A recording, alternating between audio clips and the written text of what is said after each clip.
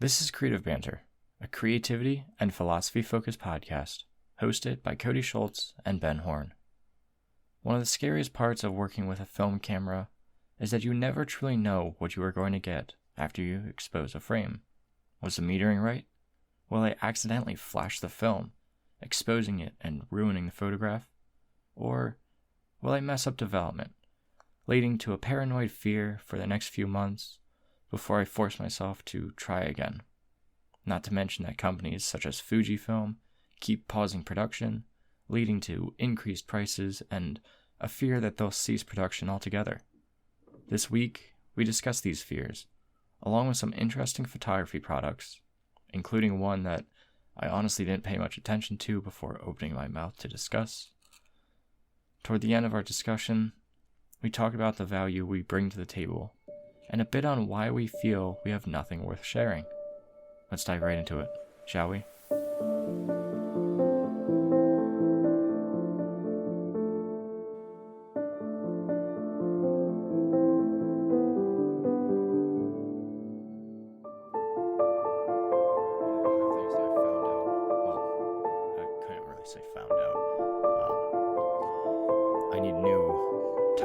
Motorcycle. Oh. And I was not expecting them to be as expensive as they're going to be.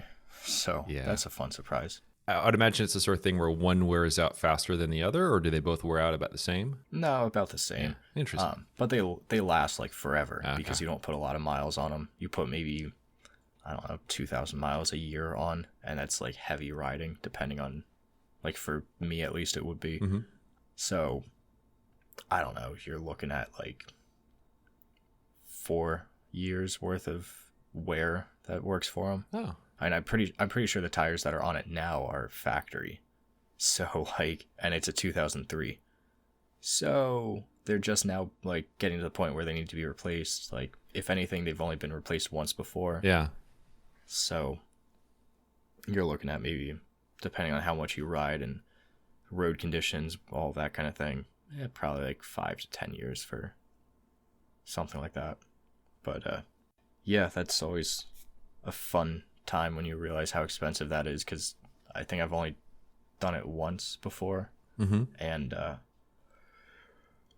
it also doesn't help that I have a bunch of other photography and like just general expenses that come up this time of year. So I'm like, yeah, that's nice. It all comes in pairs or groups or clusters or armies of expenses coming in at the same time. And I don't know why it works that way, but it always does seem to work out that way, unfortunately. Yeah, spring is always like my most expensive time of the year because it's like website renews, and then it's like car insurance. It's getting ready for like camping reservations, that kind of thing. So yeah, it is what it is. But yeah, so there's that. But on the bright side, I think I finally got over my fear of developing film. Oh, yeah, because you had that experience where it didn't work out so well with the 4x5 you'd been sitting on for a while. Yeah, so I had been sitting on film for a bit. I developed, I want to say like 2 months ago, was the last time that I developed any film. And I posted about it in the Discord group that something had gotten messed up with during development, where the images just didn't turn out right. There was like streaking and uneven development. Do you know why? What could have caused that? I have some guesses. I don't know exactly what. They go back and forth. It used to be a big thing about like rinsing or pre-washing your film to get like the basic layer, the first layer of your film off. Mm-hmm. And that used to be a big thing. Now most film companies are like, yeah, you really don't have to. Yeah. I don't know if that played into part with it, because I normally don't pre-wash my film. So I don't know if that somehow messed with something. I can't really imagine that it would have, because it doesn't make sense if it's like an optional step. Like, more realistically, I think the chemicals just weren't properly mixed. So you had, with the developer that I'm using, it's PyroCat HD. And so it's a 2-part solution. You do 1 part solution A, 1 part solution B to 100 parts water. Mm-hmm. And then you get your developer once it's mixed. And I think what happened was that those 2 parts of like A and B just kind of didn't mix properly. They just sat or something along those lines, or I don't know. Is there an expiration on the chemistry that you have to be aware of or anything like that? Not really. Pyrocat typically lasts like 8 to 12 months as long as it's separated, like A and B are separated. Mm-hmm. B will last longer than that. A typically expires a little bit quicker. And the other thing to keep in mind is when you like mix it with water to have a working solution, you're supposed to use it within a half hour. All of that stuff I already did. Yeah. Like I went through all of those steps. Yeah, because you've done that before. So yeah. Yeah, this chemistry I bought in I think September, so it's not expired by any means. There are ways to expand that lifetime as well. Like if you use, I believe it's glycol. If you mix it when you mix the initial batches of A and B, if instead of mixing it with water, you mix it with this glycol chemistry, it makes it more, from my understanding, which is very basic, but it makes it more like syrupy almost. I can see how that would do that, yeah. But it extends the shelf life of it by like years. Huh. So I might mess with that later, but I still, like I said, I still don't know exactly what happened. If the agitation was just wrong, if it was, I can't imagine that it was light leaks. I really just don't know what would have caused it. Yeah. But that obviously put me into like a paranoid state of mind. Yeah, because the next time you go to start doing that, you're like, all right, you lose faith in the process. Exactly. Yeah. I mean, I've only been working with pyro since like summer of last year. So it hasn't been a long time for me to be working with this chemistry. I'm still getting used to it. It's known to be like finicky at first before, like it takes a while for you to get the groove of it and all of that. So yeah, but I went through and I developed a roll of 120 that I had sitting around. I had it sitting in the Mamiya since October, mm-hmm. with like five frames exposed.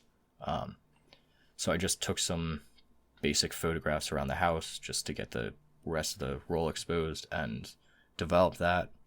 That seemed to work out fine. And then after that I did I want to say like 2 or 3 sheets of 4x5.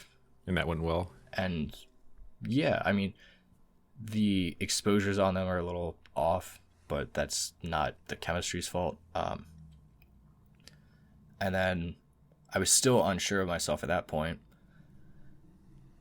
trying to figure out, like, I was looking it up. Okay, well, what's the chemistry color supposed to look like when it's mixed and when it's in a working solution? Because a lot of times obviously with chemistry, if it turns a certain color, then it's bad. Yeah. But I did that. I mixed it together in a way that I could see the coloration of it, and it was fine. So then I went through and developed the rest of the film that I had last night, and looks fine to me. That's good. So I know that the chemistry isn't expired. I still don't know exactly what happened with those sheets. We'll see how everything scans in, but yeah. Yeah, well, that's good. Have you ever considered just getting like a black and white Lightroom preset pack? Because I heard that those are a good investment. You don't have to worry about that. It's funny you mention that though, because last night I was sitting there. So the film that I developed last night was from 2 weekends ago, I want to say. Mm-hmm. And it was when I had taken the Ricoh out with me as well. Yeah. For just a little walk. And I had used the Ricoh for metering, I think, 2 of the 3 sheets of film that I had exposed. Oh, interesting. Did that work out pretty well? Unfortunately not. Oh, okay. Yeah, that's... In theory, it should have, Yeah. because like the settings all lined up, everything was okay. Again, not entirely sure what went wrong. I underexposed everything by a considerable amount. So, and I know that I had used the red filter, so I don't know if I just didn't properly accommodate for the red filter and was already underexposed, or what the ordeal there was either. Yeah. I know that like Alex Burke uses. Yeah, a I was just going to digital mention camera that for his. he's had good success with that. Yeah, he uses his all the time. So I think it's just a matter of, I don't know. The Ricoh was giving me one setting, and my spot meter that I've always used was giving me a totally different setting. Yeah, so that's there weird. was like a major, it was giving me on the Ricoh 1/500th of a second at f8. And the Pentax spot meter was giving me like 1/15th of a second. Oh, wow. Yeah, that's a huge difference. Yeah, both at f8. So, yeah, there's a huge discrepancy there. Like, so I'm not quite sure what was going on with that. So those sheets didn't work out, but I saw that and I was like, all right, like, let's just go through. I had another 4 sheets to develop. I'm like, we'll go through. We'll see what happens here. Like, the chemistry I know isn't bad, so it had to have been a metering mistake. Mm-hmm. But the whole time I'm thinking of this, I'm like, digital would be so much easier right now. Like, I wouldn't have this paranoia. I wouldn't have to worry about screwing up shots. Like, there'd be such less stress about this, even though this stress has never been something that's affected me so heavily in the past. So it was all just a weird amalgamation of feelings that I've really never faced before when developing film, because I've never truly cared about messing up the photographs to this extent. And I don't know why these photographs in particular were like so impactful, because really they're like, I'm very proud of at least one of them that I've developed. But at the same time, I'm like, I don't know. Yeah, because I mean, usually the experience when shooting film is that, you know, there's a lot of prep work that goes into it and decision making in the process, even more so usually than with digital. But then once it's done, there's that sense of relief that comes with it, and along with that, you know, once you're, you know, developing film and such, you know, what's done is done. Now you're just kind of going through the motions, getting everything done. But when you lose faith in that step in terms of the process of working with it, I see how that would lead to a lot of anxiety about the process and questioning yourself and everything that comes with it. I think a big thing with it too is the fact that, like I said, I haven't been working with pyro for that long. So now you add in, well, this is new chemistry. Am I screwing something up with the chemistry? Like, I had, prior to pyro, I had been working with Ilford DDX, and I had always gotten solid, or at least good enough results with that. So I was then thinking, oh, well, maybe I should just revert back to that. But there are issues that I've had with that in terms of detail retention that I just didn't care for, and I like the results better that I get with pyro. So it was just really, really doubting my abilities as a film photographer, and just was not the most pleasant thing in the world to deal with as I'm coming out of this major winter funk of like seasonal depression and all that on top of everything else. So it's like a welcome to the real world kind of a thing. I wonder if for people with a digital workflow, whether a similar comparison could be not like losing trust in a particular lens, because maybe there's something weird going on with a lens or something weird going on with the camera, where there's some step within the process where, and this is something that I've been thinking about in terms of one of the reasons why I've embraced the process that I use is that, you know, I like to have, with each step, I have confidence in what I'm doing as part of the greater process. and I know that all of that work will pay off. And if I make all the right decisions, if I follow all the proper steps, but I have a large amount of trust in each step. But if any of that is shaken to the point where now you lose that sense of trust, man, that's got to throw you for a loop. Just because you don't really have, it's like what's going to go on now? I can see how that would definitely be a very anxiety causing moment. Yeah, I mean, I even experienced that when it was only for about a month that I had it, but the Hasselblad that I had gotten back in October of 21, and I would develop a film, everything would be great from the execution to development, and then I'd scan it, and I realized that like a lot of the shots that I had taken were blurry or like out of focus, which was, I believe, because of the focusing screen that is part of the Hasselblad that I had. It was a 500C, I think, which was made for that setup.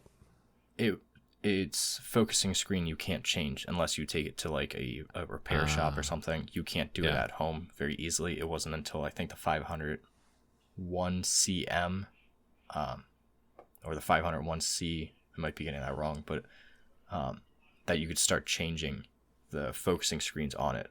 So I think it was just a matter of the focusing screen may have been a little like off, or it could have just been that it wasn't bright enough for me to properly see, which is probably more likely.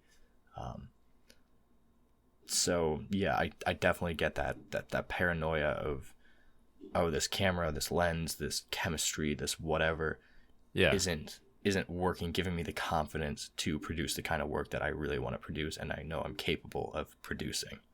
But yeah, it's the sort of thing where if anything throws me off as I'm working, and this is something I know I've mentioned in the past, like it could be, there was a time, and I think I mentioned this in the past, where I was taking a photo on a backpacking trip and my shoelace broke. Yeah. And just that one small thing just throws off the entire process, something that small. So yeah, it's crazy. Yeah. So you need to have, complete faith and confidence in things. And when that is broken, it definitely, I can see how that would be a not very fun experience. Yeah. And speaking on fun experiences, or rather not very fun experiences. Yeah. I read an article, and I'm curious if you've kept up with this at all. Apparently FujiFilm Japan is holding off on their color film right now. I hadn't heard anything on that front. So what all does that entail? Is it just not producing stuff, or? Let me pull up the article so I don't mess this up terribly. But from my understanding of it, they stopped accepting orders for color film amid supply issues. Yeah, they had some stuff going on last year when Provia was gone for a while. I wonder if it's something. Yeah, this article says related to that. It says that it will no longer accept new domestic orders for a range of color negative 35mm film, as well as reversal film in both 35 and 120 formats, due to a shortage of raw materials. Yeah, I think that's what I remember them saying last time. Yeah, they're trying to take steps to try and ensure a stable supply of the materials necessary, but need to cease new domestic orders for 9 types of film, halting production of them until further notice. Right now, it's just primarily in Japan that it's going to be affecting things, but obviously that's going to trickle over. Yeah. Right now, it's Fuji Color 100, Superior Premium 400, Superior Extra 400, along with Velvia 50, Velvia 100, and Provia 100F. Yeah. Well, I'm glad I bought like $5,000 worth of Provia last year. Yeah. So yeah. I'm very well stocked up, but yeah, I think it's good to know, especially if people have been thinking like, oh man, I need to order some more. I would, not a bad time to look and see what's out there and maybe stock up a little bit, because last time when Provia was hard to come by, it was about a half a year or so until it started showing up again. And so if it's something along those lines, yeah, just, it'd be good to make sure that one has some on hand. So what did that 5,000 get you? Like 15 sheets, 50 sheets? Yeah, about that. Yeah. So you've got maybe a year's worth of photographs. I'd say I honestly don't know off the top of my head how many boxes I have. I think I've got like, I don't know, 8, 9, 10 boxes, something like that. So what? Because I've used then? some. It's 20 sheets per box. Okay, so you have what is that, like 200 sheets? Is my math correct there? Something like that? Somewhere ish in that range, yeah. Okay. I wasn't sure. I can never remember how they package color film versus, because I know with, I was about to say digital film, Jesus. I know with black and white film, it's like 25, I want to say like 25 sheets. I always buy like it's more, which is nice. Yeah, I always buy like the boxes of like 100 sheets at a time, just because that's my year. So yeah, but I'm gonna actually have to stock up on film at some point too, because I'm running low-ish. Yeah, a little bit. I think I have like maybe 50 sheets yet, so that'll cover me for at least Acadia. Yeah. But there have been a couple different things that I've noticed popping up with just camera related. Weird products, I guess would be a good way to describe them. I'm curious. So the one thing that I saw was, and I think it's just available over in Japan, because that would make sense. They have a lot of interesting things that come out of Japan. Yeah. But it's a red dot sight for your camera. I know Olympus had one, and there was another company as well. Which one is this coming? What company is this coming from? I don't remember what company it's coming from. Again, let me pull up my notes here, because when I worked at the camera store, I know Olympus had one, and I think there's another company as well. This one is from Kenko Tokina. Okay. But the weird thing about it is that it's like, so Olympus had theirs, and that was referenced in this article, or someone had mentioned it. But at least with Olympus, it didn't look like it was just a rifle or a gun red dot, because this one looks exactly like what something you would put on like a pistol would be. Okay. Like, it looks like this company had made them for guns, and was like, let's just put this on a camera. Yeah. Like, it doesn't like blend in nicely with a DSLR or mirrorless body or anything. It's just like, it's there. Yeah. And I don't quite like, I guess like some people were saying it's for like tracking of like wildlife and that kind of thing but at the same time, I don't quite understand that.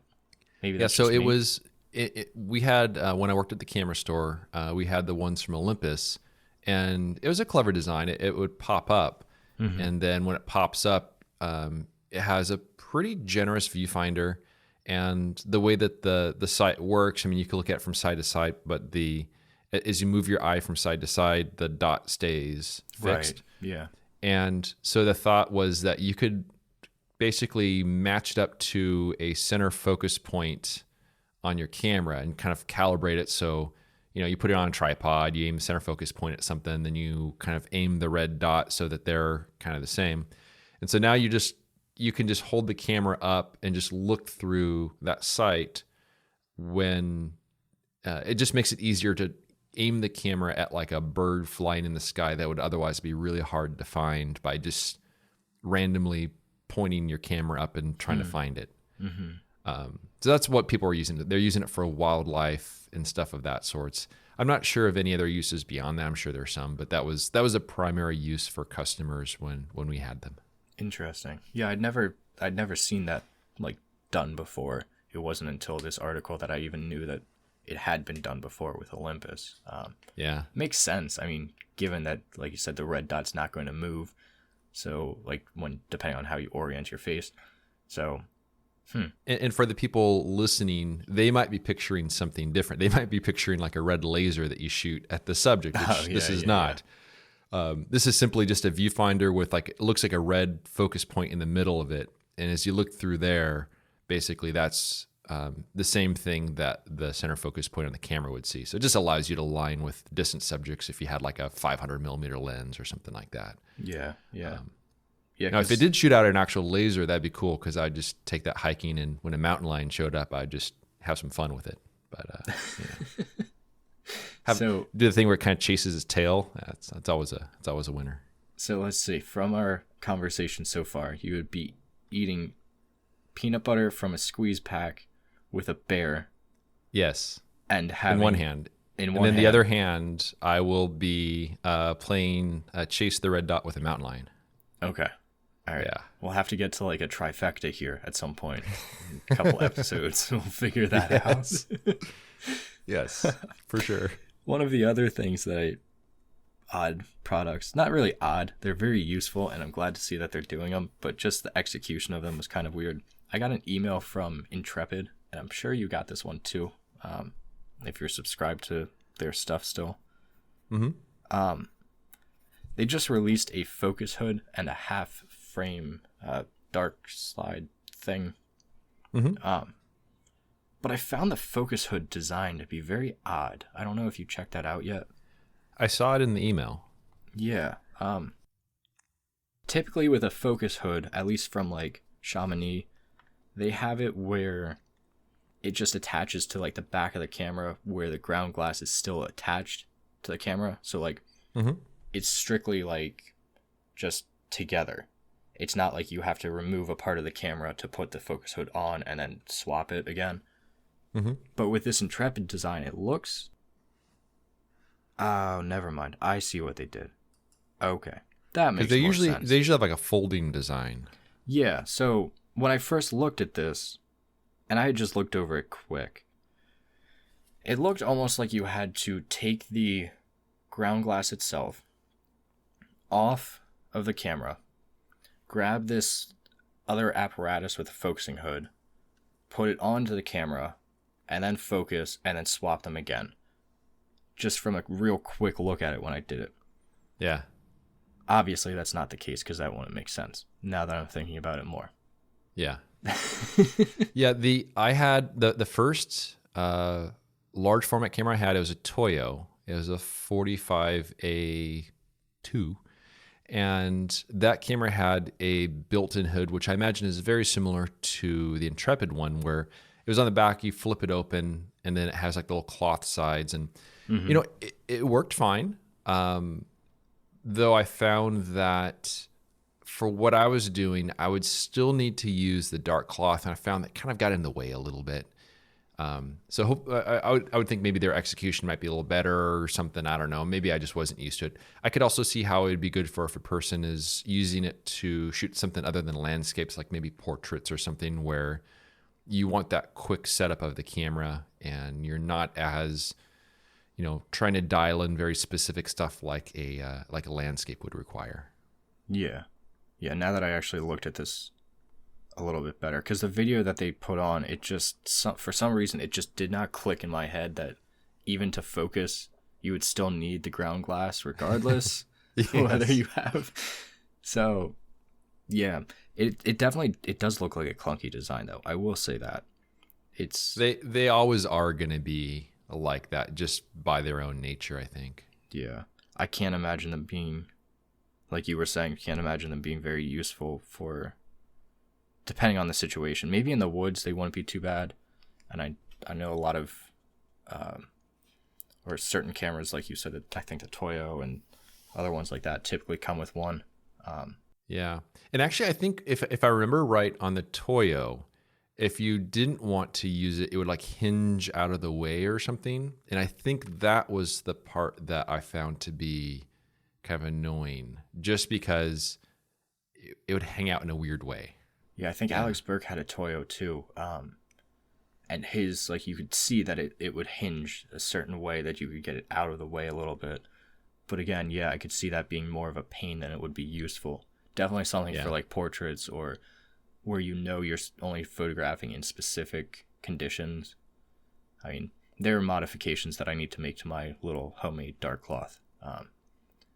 Probably this year I should really get on that. I want to make it so that it actually Velcro, not Velcros, but like has elastic within it so it can better attach to the camera.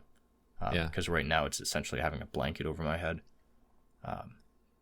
Having a good, well-made dark cloth is, I think, is one of those things that makes life so much easier in the field. It seems like such a simple thing. It seems like, I just get a pillowcase or a shirt or something like that. But when you have one that's actually purpose-built and you're not fighting with it, it makes life so much easier. Yeah. I mean, luckily I haven't really fought with mine much, but there are definitely times on like real bright sunny days when I'm out that I have to like cinch it and move away and like position myself a little bit different because of trying to see everything on the screen. So it's not like 100% ideal, but it's worked really well and really cheap for me for the past, what is it, going on 4 years now. So I can't really complain. Plus it was easy to make since I know how to sew and everything. So that was helpful. But, well, that's cool. Yeah. So for the past week, so we're recording this on a Thursday, and starting on Sunday has been when I've been on the hook for the jury duty. Oh boy. And so the way it works for this one, and my wife actually had jury duty last week, and then I have it this week, and they're at different courthouses and they're different court systems and such. For hers, it was the sort of thing where she, went down there, and then she wasn't called. Like 80-something% of the people were, but she wasn't called, so she's done. But for me, it's one where I have to call in basically every single day after 6 in the evening, and then it tells me if I have to come in the next day. That is such a weird system. Yeah, it's 2 weeks of that. So it's just like, it's like this thing that's hanging over my head, and I can't, there's some things that I really do need to do. I mean, I have a very flexible schedule, which is great. So it's not like I have to deal with having an employer and last minute schedule changes. What an inconvenience to have to do that for, you said 2 weeks? That's 2 weeks. insane. Yeah. So the first call in was Sunday for Monday. And they said, you don't have to come in on Monday. Then I called on Monday for Tuesday, and I want to come in on Tuesday. So the latest call was yesterday for today. And they say, I don't have to come in today, but call again on Sunday. So I've made it through the first week. But then next week I'll have another week of this, but there's like some things I need to get repaired on my car before going on my spring trip, which is still a ways away, but I can't really make any appointments for that because I may very well have to go all the way downtown. So it's kind of a weird, place that it puts me in. And I mean, I'm glad that I'm on this end of it and not like, sitting in handcuffs for littering in the national park, or I don't know. Like, it's a best case scenario that's like, it's just a drag to have to kind of do this, but it does definitely put things a little bit more on hold. But yeah, so that's been my week. I've been working on, I'm basically done with the second volume of Unpolished. I just need to do some looking over the type and to make sure that everything on that is in good shape. And that's still many, many weeks away. But I had a print order that came in, and there was something that I haven't made a video about this, but it's a very simple thing that perhaps could be beneficial for people listening to this. So the prints that I make are from roll paper, and roll paper is very difficult to work with. Once the print's done, then you have to decurl the paper. Right. And so I found a really good technique where you just reverse roll it in a yoga mat. Okay. And it reverses that curl, and then you do that once, you kind of let it sit for a couple minutes, and then you unroll it, flip the print around the other way so that you're decurling it from the other side. And just one of those little magic tricks that works wonders. So that's the other thing I've been working on, is I've been waiting for the potential jury duty to to manifest itself, which hopefully it won't. Yeah, hopefully not. But we'll see on that. But I could see it being like super disappointing in a way. Like you just wasted all this time, these 2 weeks of, all right, now I got to call. Am I going to get called in? Do I have to go in tomorrow? And then you just do that and you don't have to go in at all. I could see that being really like, in a way, irritating. Like, yeah, you wasted all this time and I don't have to do anything. So why'd I even bother? Like, yeah. At certain points, it's kind of like, I'd almost rather have been called in the first day, and that way, at least it'd be over with. Yeah. Yeah. But this is a slow time of the year for me. All the work I have is done, so I don't have any excuses from a work standpoint or anything like that to get out of it. So yeah. But yeah, that's been my life. But it's right in line with talking on Prince. Before we got on this call, I was watching a new video from Simon Baxter, and he was going through one of his recent winter photographs, and I can't stand watching his videos most times because he's just such a good photographer. And oh yeah, to see him working in such the same vein as myself, like in terms of woodland photography, and to see the work that he produces, I'm like, I'm just gonna pack up my camera and go home. Not to mention some of the photographs or sheets of film that I had developed last night. 3 of them were winter, like actually had snow, look like winter photographs. And I'm like I said, I got this one that I'm like, yeah, I'm proud of this one. I like it. It's more of like a human element in the woods kind of deal, which is a trajectory or a path that I've been walking down more. And then I see this video and I see what he produced, and I'm like, yep, the camera's going away again. But outside of that, in this video, he was doing from capture to print. And he's done a couple of these videos, like you go through and he either shows the process of making the photograph with him in the field, or in this one, I think he didn't have the camera out when he was making the pictures. He didn't have his video camera, so he was just more so talking about it and showing the image up on the screen and different variations of it that he'd done.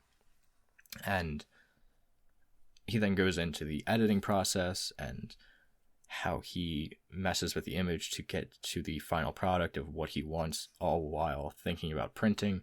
And then he goes through and prints the photograph. Simple, basic enough video. Yeah. But then it got me thinking, like, has that ever been something that you've done? In terms of like showing the process of the printing and such? Yeah, or at least thought of doing. Because I know you've done like some editing videos or whatever, a little bit at least. Yeah. And some like on how you package your prints. I think you have a video on that. But I don't know that you've done something like this. No, I haven't done anything talking about I've done some where I talk a little bit more about like the technical side of this is how I get accurate prints. But I haven't done any where I'm touching more on the thought process behind it and the digging deeper into it and all that sort of stuff. But also, I just don't know that I have much to offer in that regard. I mean, for me, it's just a process that I do, but it's nothing I've really thought about doing a video on. And I'm not sure why that's any different than Simon showing his process. Yeah. And why I haven't really thought anything, because obviously he has a really great way of doing things. But I just haven't really thought there's anything special about the way that I do things that would be of interest. That's something that I struggle with a lot too, like with my writing and just in general with like, I've been thinking about making presentations and presenting to camera clubs and that kind of thing. But that whole idea of not having anything or not feeling like you have anything worthwhile saying. Yeah. But at the same time, like I'm sure Simon feels that same exact way. Like, oh yeah, there's no doubt about it that he looks at a video like that or the idea of it and is like, is this really worthwhile? But I think it's a matter of like how you package it as well. Like for him, it's not like he's just showing you, okay, this is how I edit, this is how I print. It's not that basic. It's more of like, okay, this is why I captured this photograph. This is why I chose this one to print. Here's the philosophy behind my decisions that I've made for every step of the way.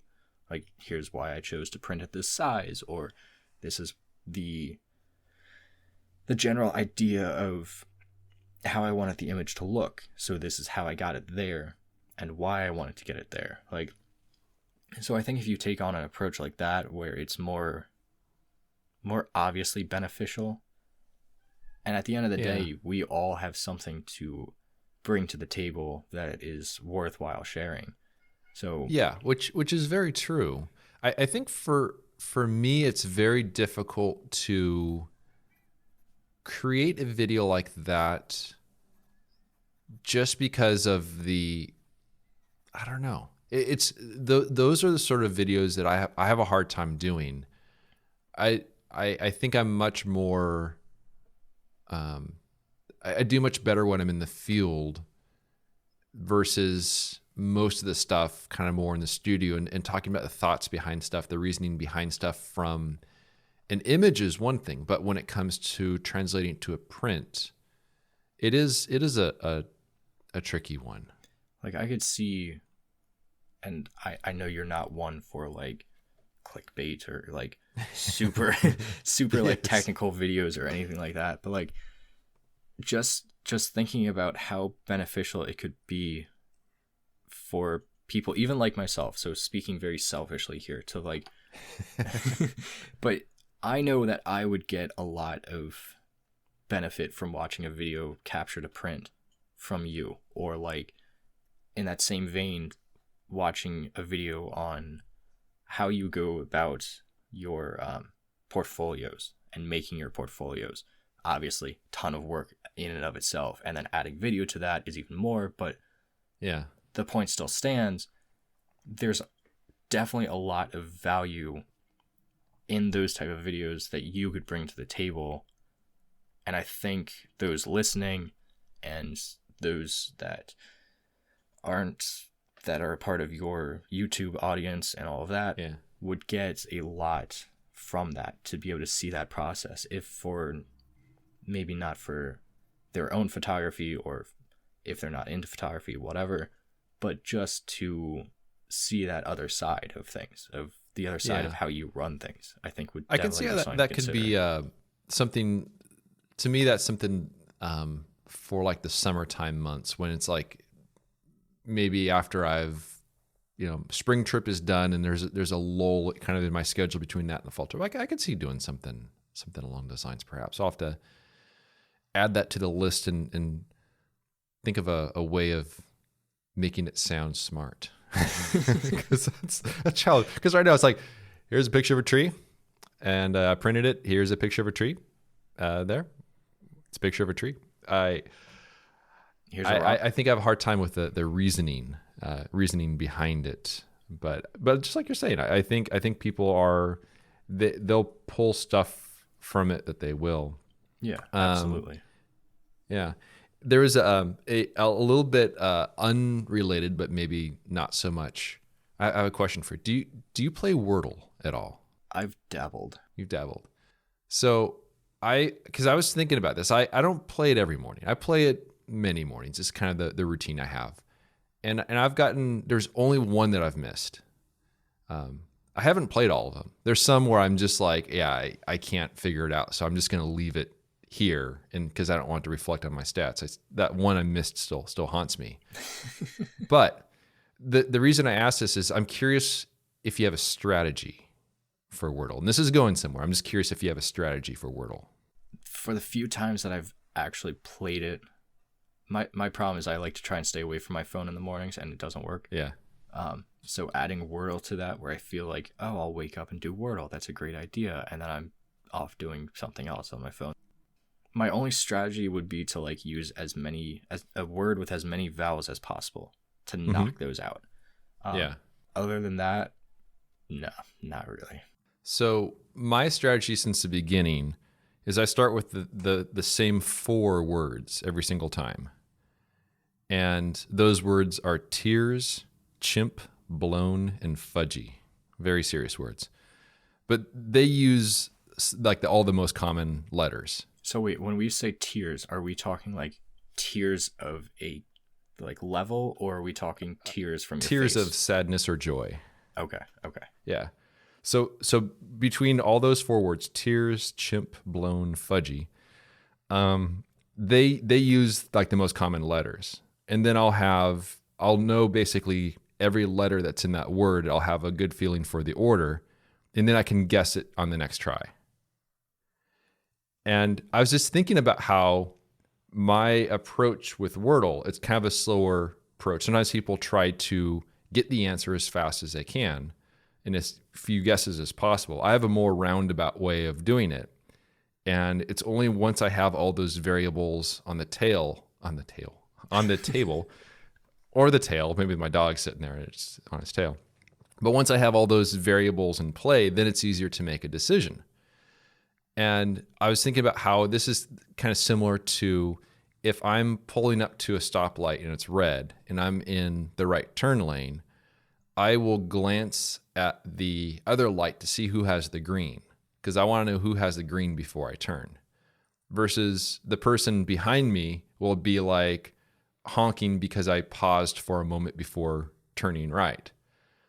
But I think this whole thing in terms of needing to know all the variables at play before making a decision is part of a process that I use for so many different things when it comes to photography and everything else. And I have a feeling that many people just fly through, they'll just pull up to a stop, no one's moving, they'll immediately go without even looking to see who has a green. Is there a pedestrian in the crosswalk? I think there's so many people that just fly through these decisions without thinking about it. But I was just thinking about that when I was playing Wordle, that I really need to have all those variables on the table or the tail before I'm actually in the right mindset to do something or to make a decision. So that's why I was curious about your approach on Wordle and if that kind of says anything either way. Yeah, I can't say that I have that kind of approach when it comes to like Wordle. I'm of 2 minds because like obviously I want to get the answer in as quick of an order as I can because like that's the idea. But at the same time, I'll often like sit or I'll put it away for a while and then I'll come back to it after a bit and try and figure it out instead of just randomly guessing and trying to rush through it. Yeah, I think a lot of people do that. But then there's like all these words like there, like all these different things that are similar where there's about 5 different ways to go. And so I don't know. It's just you can almost do like some sort of study on people's Wordle techniques versus how the rest of their life is, because I feel like there's some correlations there. I don't know. Just it's a reflection of one's mindset. Of course, the smart people are probably ones that are not addicted to their phone playing Wordle every morning at 4:53. But yeah, I don't know. Yeah, I can't help them. The smart people are the ones who invented Wordle and said, "Okay, now let these people get addicted. We're gonna go off and actually live our lives in our $1 million mansions and go off on our $3 million yachts and etc." Sounds kind of nice. Yeah, it must be. I want to know.